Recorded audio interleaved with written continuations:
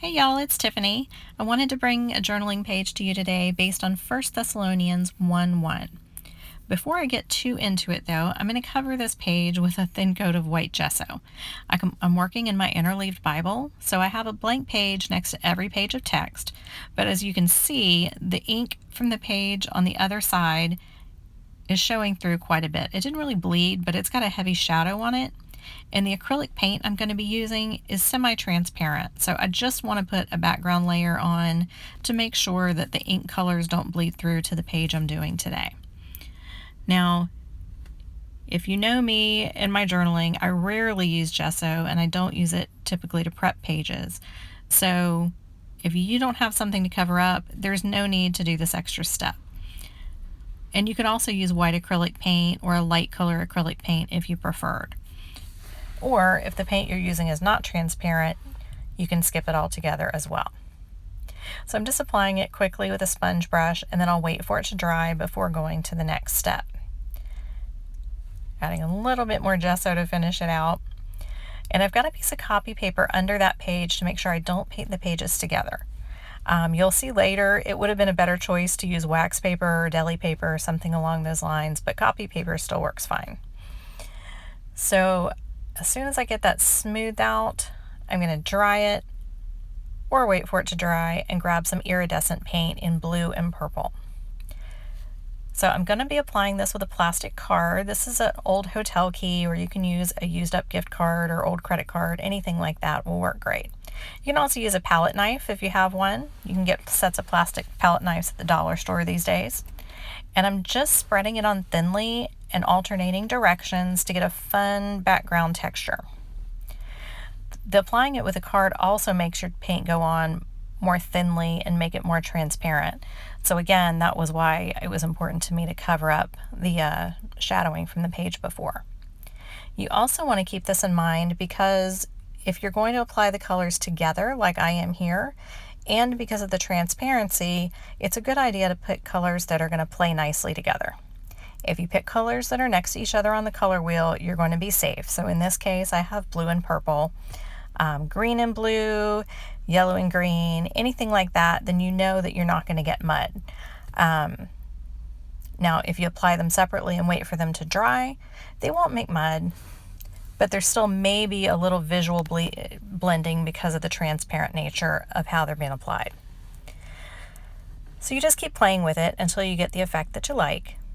And today we're going to talk about grace and peace. And in 1 Thessalonians 1, Paul's greeting to the church of Thessalonica is grace to you and peace. My pastor preached on this recently, and I loved that he tied the two words together and said how intertwined they were. I've been studying peace this month, but he made the point that grace and peace go together because you can't experience true peace without knowing the grace of God. So you see there, I got a little extra paint on the paper behind it. So while that's still wet, I'm putting a new piece of copy paper under it so that they don't dry together and I don't get any tearing. That's why I mentioned earlier, wax paper would have been a better choice, but it still works fine. Now I'm grabbing some white gesso and some bubble wrap and just adding fun little texture bubbles with the white gesso. You could totally use white paint for this as well. I like the idea of the gesso though because it's a little more transparent than regular paint, and it also has a nice matte texture. So that's a good contrast to the shiny, smooth, iridescent paint behind it. And bubble wrap is so much fun because you can create these fun little shapes and texture without a whole lot of work. And then I'm going to let that dry, and I'm going to grab a bottle cap to make some more circles. There's something about the shape of a circle for me that's very calming and peaceful. So I think this came off a bottle of vitamin water, but you could use a toilet paper roll, a lid, a cap, anything you have handy. And I'm just twisting it in the gesso and then placing it on the paper. That's the fun thing about mixed media. You can find all sorts of household objects that you can use for texture and for adding paint without ever using a paintbrush. You'll notice I won't use a paintbrush on this page at all, and there's plenty of paint that's been applied to it. So I'm just going to keep adding those. And I like how they're trailing kind of off the page, so they're not like in a geometric lineup or anything like that. They're just kind of scattered. Now this is a stencil from Shawn Petite. I believe it's her favorite word stencil. And we're going to start with the word grace. So I've got some black paint and a cosmetic sponge off to the side here. I'm just using a plastic kitchen cutting mat from the Dollar Tree over there for my paint palette. Quick and easy and cheap. It also is good for covering your space that you're working on. And I'm gently dabbing it into the stencil. This is a thicker black paint, and you want to make sure that your paint is not gooey or oozing off the sponge.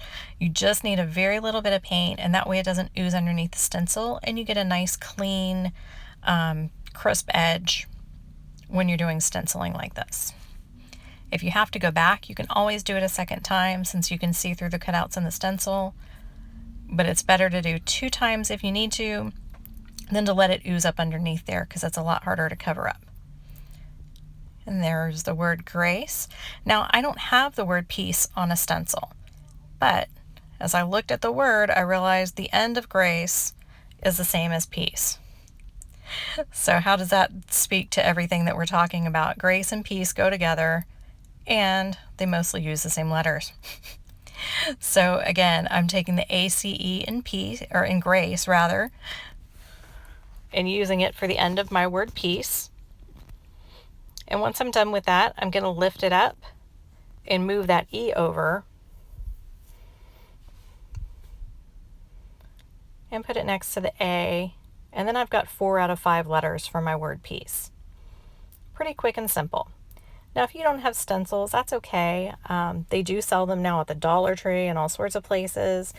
But you can hand letter your own. Just grab a black marker, paint pen, whatever works for you, and write your words on. You can use sticker letters, you can use stamps. Whatever's handy and makes you happy, it's all good.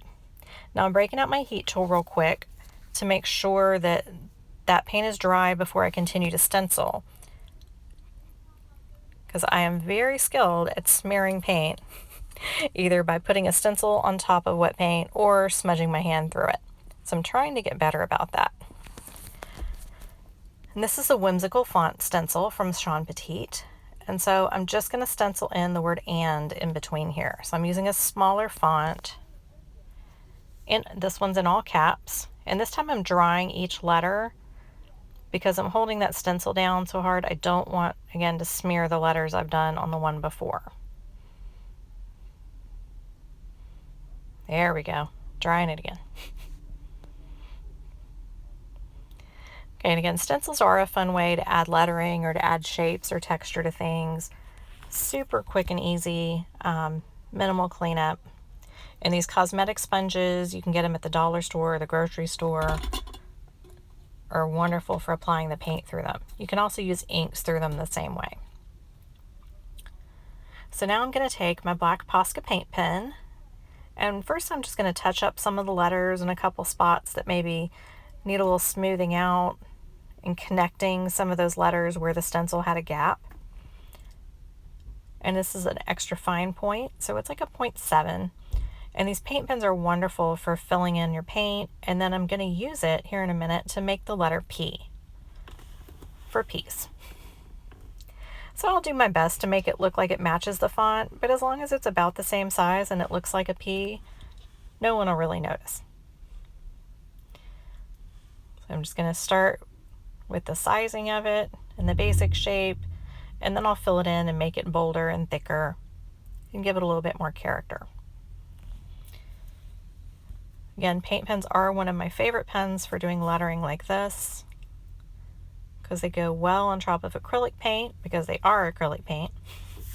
And these 0.7 tips are nice because they're a finer tip than most paint pens, so you can get small details if you like.